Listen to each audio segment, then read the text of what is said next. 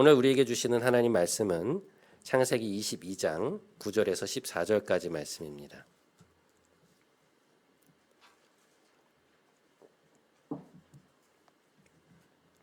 한 절씩 교독하시고 마지막 절 합독하겠습니다.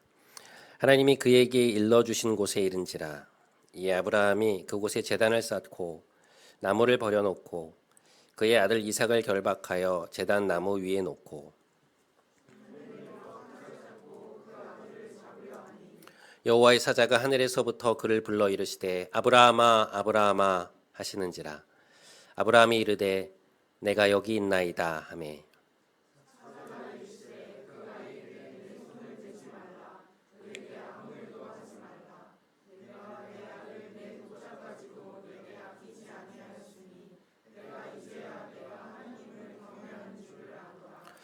아브라함이 눈을 들어 살펴본즉 한 수량이 뒤에 있는데 뿔이 수풀에 걸려 있는지라 아브라함이 가서 그 수량을 가져다가 아들을 대신하여 번제로 드렸더라. 아브라함이 그 땅 이름을 여호와 이레라 하였으므로 오늘날까지 사람들이 이르기를 여호와의 산에서 준비되더라 하더라. 아멘. 이것은 하나님의 말씀입니다.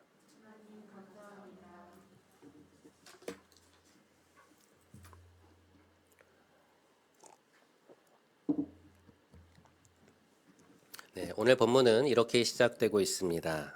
하나님이 그에게 일러주신 곳에 이른지라 이 아브라함이 그곳에 제단을 쌓고 나무를 버려놓고 그의 아들 이삭을 결박하여 제단 나무 위에 놓고 아브라함은 지금 실로 고통스러운 작업에 들어가고 있습니다. 이삭과 함께 그를 번제로 드릴 단을 만들고 있는 것이죠. 이곳으로 오는 동안 그는 수없이 이삭을 올려드렸을 겁니다. 아들을 바치라는 하나님의 요구 앞에 직면했을 때 그는 이 아들이 결코 자신으로부터 생겨난 자녀가 아니라 하나님의 은혜로 주신 자녀라는 것을 새삼스럽게 깨닫게 되었을 겁니다. 그는 사실 오랫동안 하나님께 왜 자녀를 주시지 않느냐고 항변해 왔지만 생각해보면 하나님이 꼭 그에게 자녀를 주셔야 할 의무는 없는 것이죠. 갈대아의 우르에 있던 그를 가나안으로 불러주시고 땅과 후손에 대한 일방적인 약속을 주시고 결국에는 신실하게 그에게 자녀를 허락하심으로써 하나님이 자신의 삶을 얼마나 선대하셨는가를 그는 되짚어 보았을 것입니다. 여러분, 우리는 우리에게 소중한 것을 정말로 떠나보내야 하는 순간이 오게 되면 그것의 참된 기원을 알게 되죠. 그것이 애초에 우리의 소유가 아니었다는 것. 처음부터 우리에게 있었던 것이 아니라 하나님이 우리에게 주신 선물이었음을 깨닫게 되는 것입니다. 그럼에도 우리는 그것을 마치 우리의 힘으로 얻은 것인 것 마냥 우리의 손에 움켜쥐고 살아갈 때가 참 많이 있는 것이죠. 그리고 주신 분이 하나님이신데 오히려 하나님이 그것을 빼앗아 가시면 어떻게 하나 걱정하고 두려움 가운데 있는 우리의 모습들을 때때로 보게 됩니다. 단을 쌓고 난 이후에 아브라함은 손을 내밀어 칼을 잡았습니다. 본문 10절은 그 장면을 이렇게 표현하고 있는데요. 그리고 아브라함은 손을 내밀었다. 그리고 그는 칼을 잡고 그의 아들을 잡으려 하였다. 히브리 원문은 그리고라는 접속사를 사용해서 아브라함의 동작을 연속적으로 끊어서 표현하고 있습니다. 굉장히 긴장감 있고 긴박감 넘치는 장면으로 묘사하고 있는 것이죠. 이삭을 잡으려 하였다라고 할 때 이 잡다라는 동사가 히브리어는 슈아하트라는 동사인데요. 이것은 짐승을 잡으려고 할 때 쓰는 단어입니다. 그러니까 지금 아브라함은 이삭을 완전히 하나님께 드리고 있었습니다. 그러니까 부모로서의 정보다 하나님의 말씀에 순종하고 있는 것이죠. 지금 창세기 22장의 이 본문 속에서 아브라함이 하고 있는 것은 무엇인가? 그러니까 이 시점에 다다르면 사실 그는 이삭을 드리고 있는 것이 아니고요. 자기 자신을 드리고 있는 것입니다. 여러분, 부모에게 있어서 자식은 자기 생명과도 같죠. 어쩌면 자기의 생명보다 더 귀하다고 생각할지도 모릅니다. 지금 아브라함은 이삭을 뉘어놓은 그 단에서 자기가 죽고 있는 것입니다. 나이덕 시인의 허공 한 줌이라고 하는 시가 있습니다. 지금 말씀드린 이 주제와 연결이 되어서 제가 좀 가지고 와봤는데요. 조금 길지만 제가 한번 읽어보도록 하겠습니다. 산문 형식의 시라는 것을 염두에 두시면 좋을 것 같습니다. 이런 얘기를 들었어. 엄마가 깜빡 잠이 든 사이 아기는 어떻게 올라갔는지 난간 위에서 놀고 있었대. 난간 밖은 허공이었지. 잠에서 깨어난 엄마는 아기를 보고 얼마나 놀랐는지 이름을 부르려 해도 입이 떨어지지 않았어. 아가, 조금만 기다려. 엄마는 숨을 죽이며 아기에게로 한 걸음 한 걸음 다가갔어. 그리고는 온몸의 힘을 모아 아기를 끌어안았지. 그런데 아기를 향해 내뻗은 두 손에 잡힌 것은 허공 한 줌뿐이었어. 순간 엄마는 그만 숨이 멎어버렸지. 다행히도 아기는 난간 이쪽으로 굴러떨어졌어. 아기가 울자 죽은 엄마는 꿈에서 깬 듯 아기를 안고 병원으로 달렸어. 아기를 살려야 한다는 생각 말고는 아무 생각도 할 수 없었지. 얼마 지나지 않아 아기는 울음을 그치고 잠이 들었어. 죽은 엄마는 아기를 안고 집으로 돌아와 아랫목에 뉘었어. 아기를 토닥거리면서 곁에 누운 엄마는 그 후로 다시는 깨어나지 못했지. 죽은 엄마는 그제서야 마음 놓고 죽을 수 있었던 거야. 나이덕 시인은 이어지는 시의 뒷부분에서 이 이야기가 자신이 들은 이야기가 실제인지 아닌지는 알 수 없지만 그 아이를 놓치는 그 순간 이 엄마가 죽을 수도 있겠구나라는 생각이 자기에게 굉장히 깊이 다가와서 이 시를 쓰게 되었다고 말하고 있습니다. 엄마가 온 힘을 다해서 두 손을 뻗었는데 그 두 손에 잡힌 것이 허공 한 줌뿐이었을 때 이 엄마는 그 순간 말 그대로 죽음을 경험하는 것 아니겠습니까? 부모의 마음이 그런 것이죠. 근데 오늘 아브라함의 심정이 바로 그 심정 아니었을까요? 이삭의 죽음이 결국 자신의 죽음이었을 텐데 그만큼 고통스러웠을 텐데 그럼에도 그는 순종의 길을 가고 있는 것이죠. 여러분 오늘 아브라함이 이삭을 드린 이 장면을 보시면서 어떤 것이 생각나십니까? 저는 예수님을 내어주신 성부 하나님이 생각났습니다. 우리가 연인을 사랑하는 것보다 부모를 사랑하는 것보다 자녀를 사랑하는 것보다 훨씬 더 깊은 사랑으로 연합되어 있었던 그 아들 예수님을 죽음의 자리로 내어주신 하나님. 십자가에서 주님이 우리의 죄를 지시고 하나님으로부터 소외와 단절의 시간 속에서 나의 하나님 어찌하여 나를 버리시나이까 부르짖었을 때 그것에 응답할 수 없으셨던 성부 하나님의 심정은 어떠했을까? 독일의 신학자였던 위르겐 몰트만이라는 분은 이 주제를 가지고 십자가에 달리신 하나님이라는 아주 유명한 책을 썼죠. 그곳에서 그는 십자가에 달리신 예수님의 죽음 속에서 성부 하나님은 자기 자신을 우리에게 주신 것이다 라고 말했습니다. 너무나도 맞는 얘기죠. 여러분, 이런 하나님이 어디에 계십니까? 그 어떤 종교의 신이 우리를 위해서 자신을 내어주나요? 우리에게 내가 있는 곳으로 너희가 올라오라고 말할지언정 너희의 죄값은 너희가 치러야 된다고 말할지언정 그 어떤 신이 우리를 위해서 자신의 목숨을 주냐는 말입니다. 하지만 하나님은 우리를 위해서 자신의 아들을 보내셨고 그 아들의 죽음 속에서 자신 역시 죽음 안으로 걸어 들어가셨습니다. 오늘 아브라함의 사건은 불가피하게 예수님을 통해 십자가에서 자신을 내어주신 성부 하나님을 생각나게 하는 것이죠. 칼을 손에 쥐고 이삭을 죽이려는 찰나 하늘에서 갑자기 음성이 들려왔습니다. 아브라함아, 아브라함아. 본문에는 여호와의 사자라고 표현되어 있지만 하나님이라고 보시는 것이 맞습니다. 하나님은 아브라함을 다급하게 두 번 부르십니다. 아브라함아, 아브라함아. 그를 이렇게 부르시는 것은 아마 평소에도 이렇게 그를 친밀하게 부르셨다는 것을 뜻하고 있는 것 같아요. 그때 아브라함이 이렇게 대답합니다. 힌내니 내가 여기 있나이다. 창세기 22장은 히브리어 힌내니라는 말로 그러니까 내가 여기 있나이다라는 문장으로 크게 두 파트로 나뉜다고 볼 수가 있는데요. 그 첫 번째가 창세기 22장 1절에 나옵니다.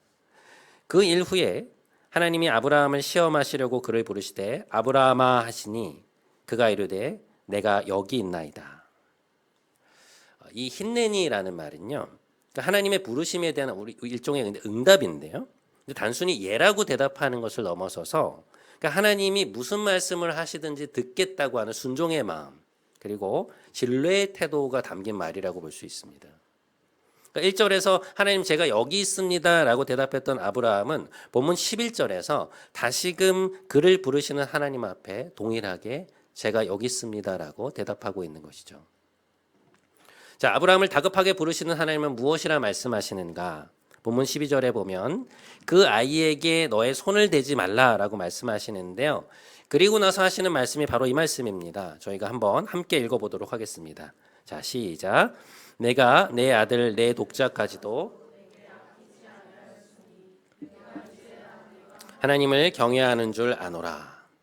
그리고 아브라함이 주변을 둘러보니 한 수장이 수풀에 걸린 채로 그의 눈앞에 있었고 그는 이삭을 대신해서 그 양을 제물로 드리게 되죠. 제가 오늘 여러분과 함께 설교 이 뒷부분에서 좀 더 집중적으로 다뤄보고 싶은 부분이 바로 이 12절입니다. 여러분 이 문장 보시면 좀 이상하다는 생각 들지 않으십니까? 내가 이제야 내가 나를 경외하는 줄 알았노라. 아니 그럼 지금까지 그의 마음을 모르셨다는 말인가? 우리의 내면을 꿰뚫어 보시는 하나님이 그분을 향한 아브라함의 진심을 모르셨다는 것인가? 그런 질문을 던지게 되는데요. 근데 이 말씀은 내가 너의 마음을 전혀 모르고 있다가 이제야 알았다라는 뜻이 아니고요. 아브라함이 하나님이 원하시는 기준까지 올라왔다는 것을 공식적으로 인정해 주시는 말씀입니다. 이게 무슨 얘기냐? 여러분 우리가 지금 이 말씀을 보고 아브라함이 하나님을 이만큼 경외했구나. 하나님이 인정하실 만큼 그의 신앙이 자랐구나라는 걸 알게 되잖아요. 그러니까 그런 방식으로 하나님은 이후에 나타날 모든 이들 앞에서 그의 신앙을 공식적으로 인정해주고 계시는 것입니다. 흥미로운 것은 이삭을 드린 그의 행동에 대해서 하나님이 경외라는 단어를 사용하신다는 점이에요. 이 경외라는 말은 오늘 본문의 맥락 속에서는 순종이라는 말과 깊이 맞닿아 있는데요. 우리가 바로 앞에서 보았던 그 힌넨이라는 표현, 제가 여기 있습니다라고 하는 표현하고도 아주 긴밀하게 연관되어 있습니다. 그러니까 하나님 말씀의 권위를 인정하고 그것을 기꺼이 따르겠다고 하는 내면의 태도를 말합니다. 기독교 신앙을 이해하는 데 있어서 핵심 용어 중에 하나가 욕망이라는 단어인데요. 여러분 그림을 한 번만 보시죠. 욕망이라는 단어 자체는 사실 부정적인 것은 아닙니다. 그러니까 무언가를 이제 강하게 바란다라는 뜻을 갖고 있거든요. 그런데 성경에서 이 단어가 부정적인 뉘앙스로 쓰일 때에는 육신, 옛 자아, 육의 일 이런 것들과 이제 같은 카테고리로 묶이게 됩니다. 여러분 신앙생활 하다 보면 옛 자아라는 말을 종종 듣게 되죠. 그러니까 십자가에서 나의 옛 자아가 죽고 내가 새 사람이 되었다 이런 말들을 우리가 듣게 되는데 이 옛 자아가 무엇인가? 아주 쉽게 말하면 이 옛 자아는 내가 주인이 된 상태의 자아를 말합니다. 그러니까 내가 왕이고 내가 신이기 때문에 무엇이 옳고 그른지를 내가 판단하고 그 판단대로 행동하는 걸 말해요. 그러니까 그런 상태에서는 우리가 욕망하는 일이 하나님의 뜻에 반할 때가 많습니다. 그러니까 하나님이 나에게 전혀 중요한 존재가 아니기 때문이에요. 그런데 우리가 예수님을 믿는다는 것은 무엇인가? 하나님의 창조주 되심과 우리의 피조물됨을 인정한다는 것이죠. 그러니 우리가 하나님을 믿는다고 말할 때 그 전제가 되는 것은 무엇인가? 우리가 그 하나님 자리에서 내려오고 하나님이 그 보좌에 앉으시는 것입니다. 그러니까 그것이 우리가 아까 보았던 힌내니 제가 여기 있나이다 라고 하는 말이 갖고 있는 속뜻이죠. 하나님이 하나님이시라는 것을 인정하지 않는 상태에서는요. 결코 우리가 참된 의미에서의 힌내니라는 말을 할 수가 없습니다. 자, 그런데 문제는 무엇인가? 하나님이 그 자리에 앉으셨다고 해서 저절로 혹은 갑자기 우리의 모든 행동 패턴이 달라지는 게 아니라는 것입니다. 하나님이 어떤 분이신지를 알게 되고 그분의 말씀이 왜 나에게 좋은지를 이해하게 되고 그 말씀들에 대한 심리적 저항감이 사라지면서 결국에는 하나님이 원하시는 것을 자발적으로 선택하게 되기까지는 시간이 걸립니다. 그러니까 그렇게 하나님을 하나님으로 인정하는 마음, 그러니까 하나님의 뜻을 기꺼이 따르려는 마음, 그분과의 교제를 통해서 우리 내면에 시간을 두고 길러지는 마음이 뭐냐? 바로 경외라는 마음이에요. 하나님을 정말 하나님으로 인정하는 데에는, 그런 경외의 마음이 길러지는 데에는 시간이 걸립니다. 아브라함의 인생에는 크게 보면 두 개의 가라라고 하는 명령이 있습니다. 하나는 12장에 나오고요. 하나는 오늘 본문 22장에 나옵니다. 자, 12장 1절. 여호와께서 아브라함에게 이르시되 너는 너의 고향과 친척과 아버지의 집을 떠나 내가 네게 보여줄 땅으로 가라. 22장 1절. 여호와께서 이르시되 내 아들 내 사랑하는 독자 이삭을 데리고 모리아 땅으로 가서 내가 네게 일러준 한 산 거기서 그를 번제로 드리라. 아브라함의 인생은 아주 단순하게 말하면 이 두 개의 가라라고 하는 명령으로 이루어졌다고 할 수 있는데요. 근데 이 두 번의 말씀을 받는 아브라함의 수준이, 신앙 수준이 사뭇 다릅니다. 창세기 12장에서 아브라함은요, 하나님에 대해 거의 알지 못하는 상태였습니다. 영적으로 거의 어린아이였어요. 그러니까 겉으로 볼 때는 그 처음 부름 역시 가족과 친척들이라는 포기가 요구되었고 그가 순종의 걸음을 내디딘 것처럼 보였지만 사실 그 이면에는 그가 얻을 수 있는 것에 대한 동기들이 있었어요.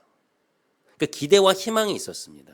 영적으로 어린 상태에서도 그 말씀에 순종할 수 있는 동기가 있었던 거예요. 하지만 40여 년이 지난 오늘 모리아 산으로 가라는 이 두 번째 말씀은 완전히 다른 수준의 요구였습니다. 이것은 그가 이해할 수도 없었고 굉장히 큰 고통을 수반하는 것이었어요. 아브라함이 40년 전이었다면 절대로 따를 수 없는 말씀이었습니다. 그 정도 수준에서는, 그 정도 영적 수준에서는 절대로 순종을 할 수 없는 말씀이었던 거예요. 그런데 40년이 지난 오늘 무엇입니까? 그는 그 말씀을 따르고 있다는 것이죠. 그의 영적인 수준이 어디까지 올라왔는지를 우리에게 보여주고 있는 말씀입니다. 창세기 12장부터 21장까지 아브라함의 모습은 때로 좌충우돌하기도 했고 하나님을 의심하기도 했고 그래서 책망을 받기도 했고 때로는 비틀거리는 걸음이었습니다. 그런데 오늘 본문 속에서 그가 보여주는 모습은요, 영적으로 상당한 수준에 올라와 있다는 것을 우리가 알 수 있어요. 자, 여러분. 근데 이 시점에서 우리가 주목해 보아야 하는 것이 이 아브라함의 경외의 마음인 것은 맞는데요. 우리가 정말로 포커스를 맞춰야 하는 것은 무엇인가? 아브라함이 아니라 하나님이십니다. 그러니까 아브라함을 여기까지 성장시키신 하나님의 기르심이에요. 그것이 중요한 포인트입니다. 최근에 큐티를 하는데 누가복음 5장의 말씀이 저에게 깊이 다가왔습니다. 그 누가복음 5장의 그 초반부 이야기는 베드로가 부름을 받는 소명 에피소드인데요. 여러분도 잘 아시는 이야기입니다. 어느 날 베드로가 밤새도록 아무것도 잡지 못한 채 갈릴리 해변에서 그물을 씻고 있었는데 예수님이 오시더니 배를 좀 띄워달라고 청하십니다. 그러니까 몰려든 무리를 가르치시기 위함이었는데요. 근데 말씀을 마치시고 나서 난데없이 베드로에게 깊은 데로 가서 그물을 내려서 고기를 잡으라고 말씀하시는 것이었습니다. 그런데 그렇게 이른 아침에는 그 플랑크톤들이 갈릴리 바다의 수면 쪽으로 올라오기 때문에 고기들이 거의 다 얕은 곳에 있었습니다. 그래서 갈릴리 어부들은 아침에는 배를 띄워서 고기를 잡지 않거든요. 근데 예수님의 말씀을 듣고 베드로는 심히 당황했지만 말씀을 따라서 깊은 데로 가서 그물을 내리게 되죠. 여러분, 그 순간 어떤 일이 일어났습니까? 그가 내린 그물이 아래로 확 빨려 들어가면서 엄청난 양의 고기가 잡히는 걸 경험하게 되죠. 그러니까 배가 거의 잠길 정도로 잡히게 되었습니다. 베드로가 너무너무 깜짝 놀라거든요. 그때 주님께서 그에게 하시는 말씀이 있어요. 주님 이렇게 말씀하십니다. 두려워하지 말아라. 이제 후로는 네가 사람을 낚는 어부가 될 것이다. 그리고 나서 베드로가 예수님을 따르게 되거든요.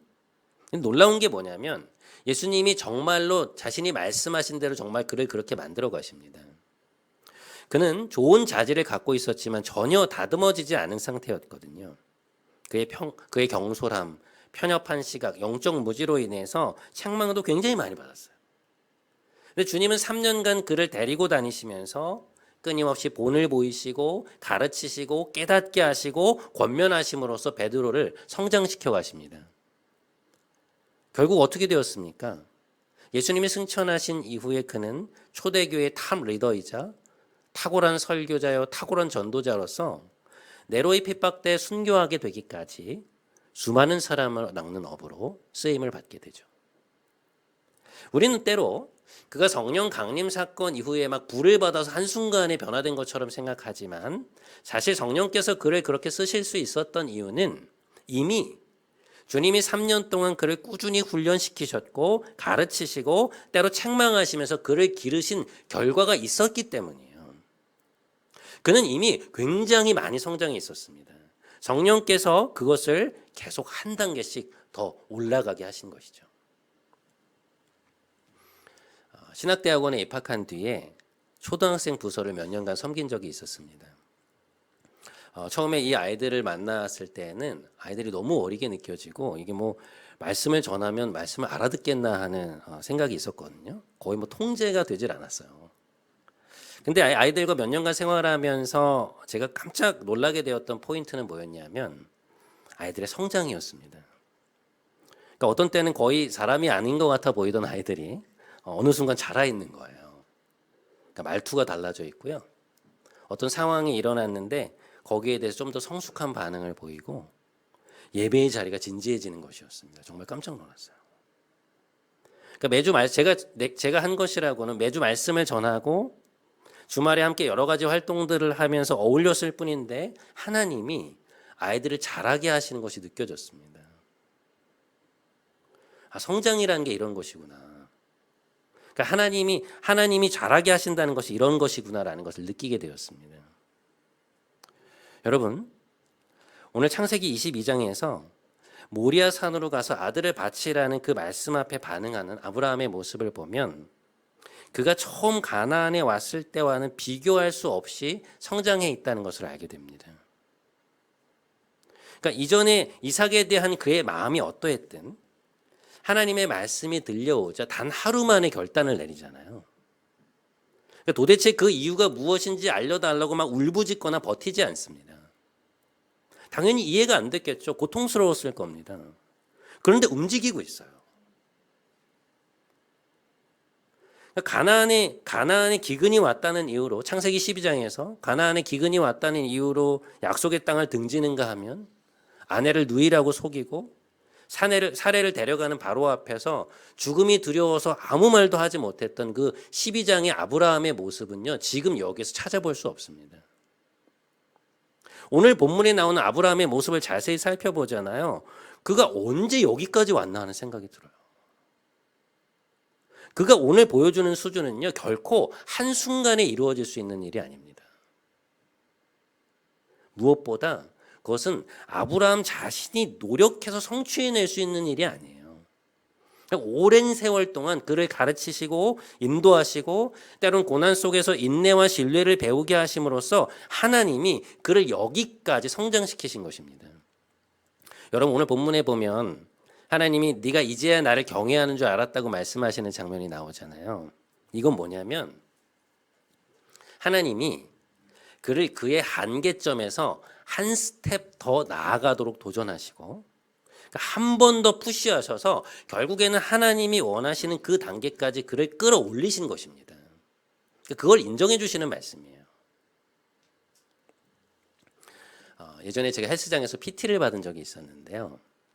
받아보신 분들은 알겠지만 기본적으로 몇 가지 동작들을 몇 개씩 몇 세트 하자 이런 식으로 이제 정해놓고 시작을 합니다. 그래서 정해진 개수를 다 채우면 다음 동작으로 넘어가는 것이죠. 근데 어느 날 트레이너 분이 제가 평소에 하던 개수를 다 채웠는데 한 개만 더 해보자고 하시는 거예요. 제가 너무 힘들어서 안 될 것 같은데 하고 말씀드렸더니 제가 도와드릴 테니까 하나만 더 해보시라는 거예요. 그래서 안 될 것 같은데라고 생각하면 온 힘을 다해서 제가 이렇게 했는데 딱 한 개를 더 할 수 있겠더라고요. 근데 운동을 마치고 나서 트레이너 분이 해주셨던 얘기가 제 머릿속에 굉장히 오랫동안 남았는데요. 뭐냐면 근육을 만드는 데 있어서 그 엑스트라 한 번이 굉장히 중요하다는 거예요. 여러분 혹시 언제 근육이 커지고 강화되는지 아세요? 우리가 흔히 말하는 근육은 여러 개의 그 근섬유가 모여 있는 근섬유 다발로 이루어져 있는데요. 그러니까 우리가 도저히 못할 것 같은 상황에서 이제 평소에 하던 운동량을 더 넘어서는 이렇게 자극을 주게 되면, 더 큰 자극을 주게 되면 이 근섬유가 미세하게 손상이 된다는 거예요. 그러니까 살짝 찢어지면 상처가 난다는 것이죠. 그런데 그것이 마치 살이 회복되는 것처럼 그게 이제 회복되는 과정에서 근처에 있는 그 위성세포들하고 단백질이 그 찢어진 사이로 들어가면서 근육이 더 커지고 단단하게 강화된다는 것이었습니다. 그러니까 자기가 평소에 하던 그 지점에서 한 발 더 나가는 거. 도저히 안 될 것 같은 그 하나를 더 하면서 한계를 뛰어넘는 것이 그래서 중요하다고 설명하시더라고요. 그 설명이 정말 인상이 깊었습니다. 여러분, 아브라함의 인생을 보면 하나님 계속 기다리게 하시잖아요. 거의 견딜 수 없는 지점에서 그 기간을 한 번 더 연장하시고 또 한 번 연장하시고 그러잖아요. 그런데 그것이 그의 믿음의 근육을 만들어 가시는 과정이 아니었나라고 우리가 볼 수 있다는 것이죠. 그러니까 도저히 견딜 수 없을 것 같은 그 상황에서 한 스텝을 더 가게 하시고, 그게 이제 익숙해질 무렵 그 지점에서 또 한 발을 나가게 하심으로써 하나님은 눈에 확 보이지는 않지만 점점 그를 성장시켜 오셨음을 우리가 보게 된다는 것입니다. 하나님을 조금 더 알게 하시고, 그분을 조금 더 신뢰하게 하시고 조금 더 인내하게 하심으로 40년이 넘는 시간 동안 하나님은 그의 마음속에 경외의 마음을 길러주신 것이죠. 그리고 그렇게 길러진 그 믿음 근육을 바탕으로 그는 오늘 창세기 22장의 그 선택을 할 수 있었던 것입니다. 왜 이삭이 크기까지 10수년을 기다리셨을까? 왜 이삭이 10대 중반이 되어가는 이제야 그를 바치라고 하시는가? 아브라함의 신앙 근육이 자라기를 기다리신 것입니다. 그리고 이제는 그 마지막 하나를 더 할 수 있는 상태가 되었다고 생각하신 거예요. 여러분, 아브라함의 이야기를 읽으면서 우리는 하나님의 놀라운 사랑을 발견하게 됩니다. 우리가 성장하기를 바라시고 신앙의 완성을 향해 나가도록 격려하고 이끄시는 하나님을 발견하게 돼요. 그 지점으로 우리를 성장시키시는 하나님을 보게 됩니다. 그러니 여러분, 두려워하지 마십시오. 하나님은 우리를 사랑하고 계십니다. 만일 우리에게 하나님이 지금 있는 이 자리에서 한 발 더 앞으로 나아오라고 부르신다면 그것은 여러분의 근육이 준비가 되었다는 뜻이고, 하나님의 도우심 속에 분명히 여러분이 그것을 견딜 수 있고 할 수 있다는 것을 아신다는 뜻이에요. 그러니 때로 우리에게 다가오는 이해할 수 없는 상황들을, 하나님의 말씀들을 성장을 향한 도전으로 받아들이시고 진지하게 그 도전 앞에 서시는 여러분들 되시기 바랍니다. 분명 그 순종의 끝에, 그 경외의 마음 끝에 하나님의 놀라운 축복과 예비하심이 기다리고 있을 것입니다. 여호와 이레의 하나님, 하나님이 여러분의 인생에 준비해 놓고 예배해 놓으신 그 선물들을 온전히 받아 누리시는 여러분 모두의 삶이 되시기를 주님의 이름으로 간절히 축원드립니다.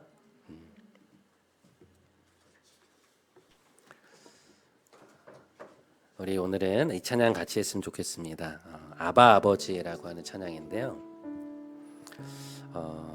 여기 보시면 아바 아버지, 하나님은 우리를 도우시고 힘주시는 분이라고 나옵니다. 때로 우리가 지치고 힘들 때 우리를 품에 안아주시는 분, 세상 속에서 상처받아 있을 때 우리를 위로하시고 격려하셔서 그 자리에 머무는 것이 아니라 앞으로 한 발 더 나아가게 하시고 성장하게 하시는 분이라고 말합니다. 우리 이 하나님께 우리 자신을 의탁하면서 함께 찬양했으면 좋겠습니다. 아바 아버지, 아바 아버지, 아바 아버지, 나를 안으시고 바라보시는 아바 아버지, 아바 아버지, 아바 아버지, 나를 도우시고 힘주시는 아버지 아버지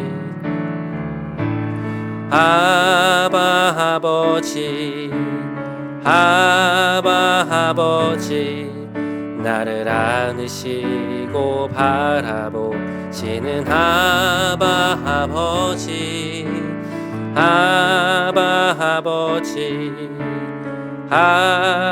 아버지 나를 도우시고 힘주시는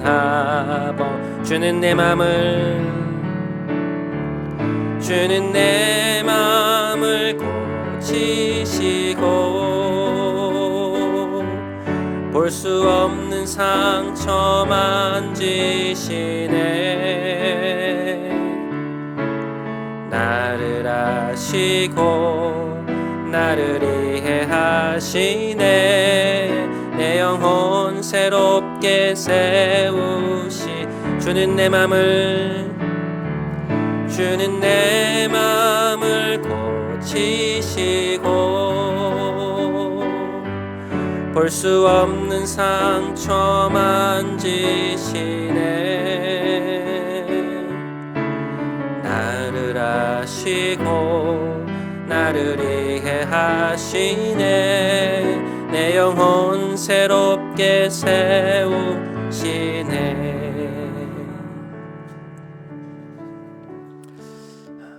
여러분, 아브라함은 창세기 12장에서 가라고 하시는 하나님의 말씀을 듣습니다. 갈대아 우르를 떠나 가나안으로 가라. 그리고 그로부터 40년이 지난 오늘 그는 그 말씀을 또 한 번 듣습니다. 모리아 산으로 가서 너의 아들을 번제로 드려라. 창세기 22장의 오늘의 명령은 40년 전에 아브라함이었다면 결코 따를 수 없는 말씀이었습니다. 그런데 그 40년이라는 시간 동안 하나님은 아브라함을 꾸준히 성장시켜 오셨고 그의 내면 속에 길러진 그 경외의 마음으로 그의 자신의 한계점을 넘어 한 스텝을 더 나아가고 있는 걸 보게 됩니다. 우리 시간에 함께 기도했으면 좋겠습니다. 하나님, 아브라함과 같이 베드로와 같이 우리를 성장시켜 주옵소서.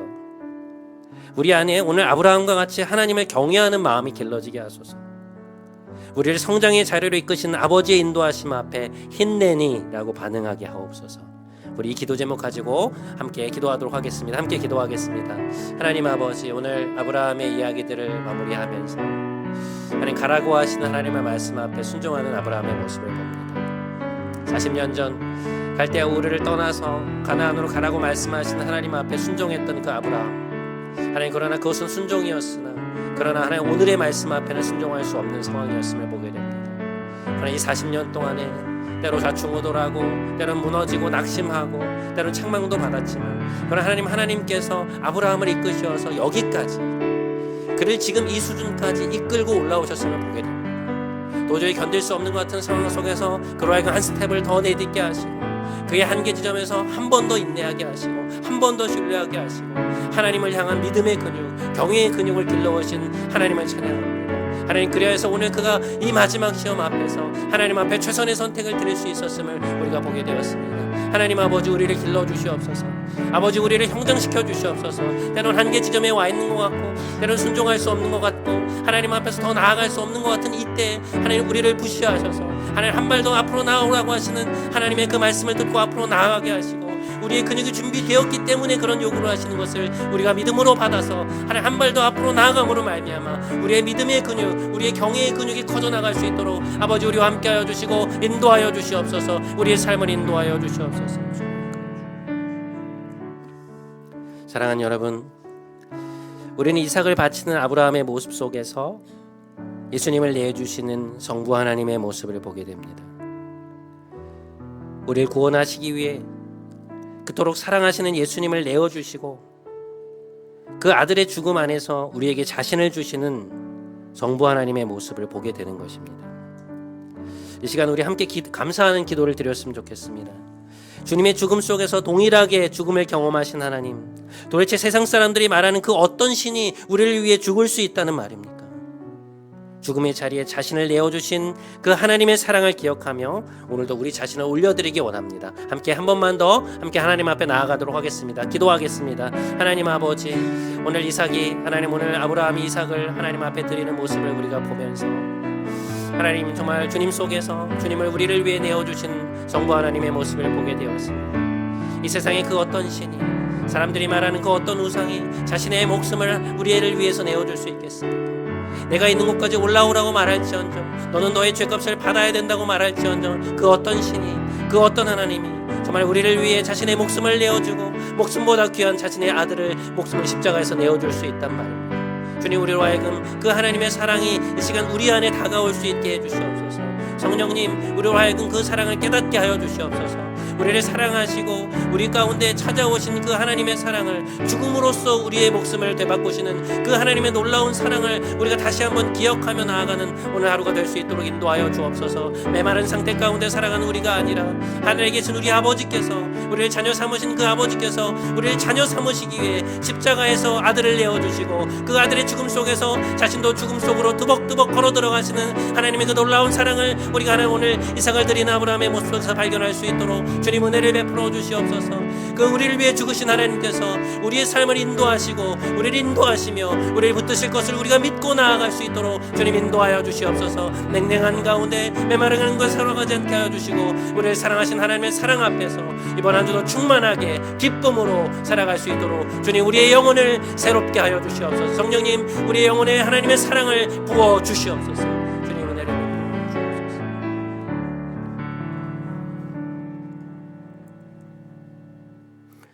우리를 성장의 자리로 부르시는 하나님, 늘 머물러 있던 그 자리에 머무르지 않게 하시고 거기에서 한 발 더 나아오라고 부르시는 하나님의 그 부름 앞에 힘내니 제가 여기 있나이다 라고 반응할 수 있는 우리가 되게 하여 주옵소서. 우리를 위해 예수 그리스도를 내어주신 하나님, 예수님 안에서 죽음을 경험하신 아버지, 하나님을 사랑합니다. 우리의 전부가 되어 주옵소서. 참 사랑과 진정한 순종의 본을 보여주신 예수님의 이름으로 기도드립니다. 아멘. 다 함께 자리에서 일어나셔서 우리 파송의 찬양하심으로 예배 마치겠습니다.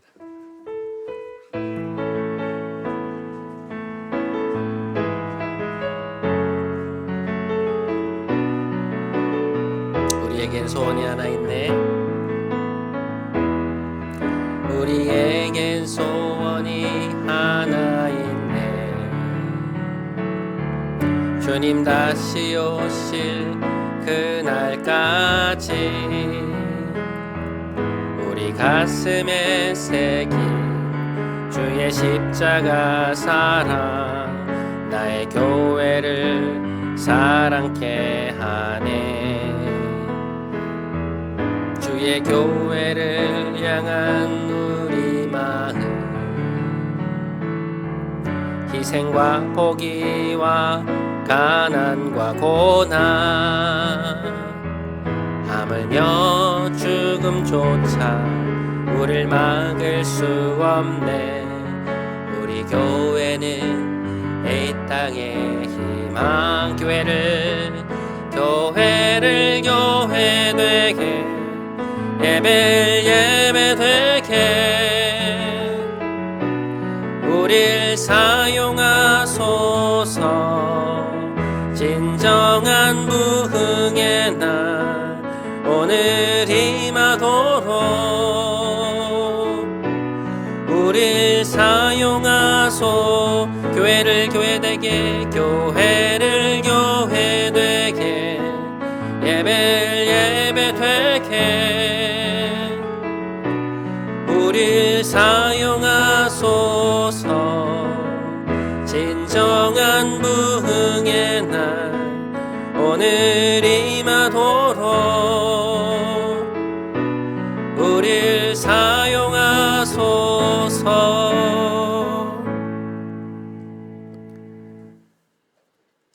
이제는 우리 구주 예수 그리스도의 크신 은혜와 하나님 아버지의 놀라우신 사랑과 성령님의 교통, 교제, 충만케 하심이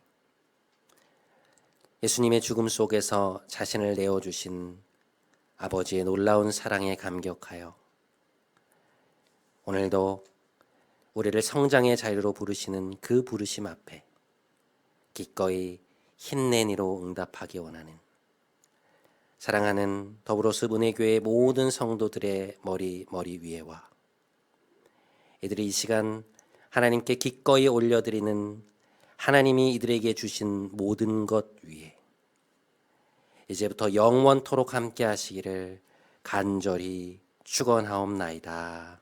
아멘.